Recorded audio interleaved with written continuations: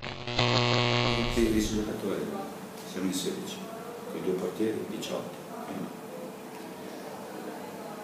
Vediamo una cosa. So, Carrozza per esempio è un'idea, cioè come sta? Sì, è un'idea. Ragazzi, un'idea. Božinov? Božinov è un'altra idea. Abbiamo 4, 11 giochi ne hanno altre 6 idee. No, più Carrozza forse è un'idea, no? Se pensiamo ai primi 11, no? Penso anche a come puoi vedere Božinov. Sì. Si è letto, si dice di più, no?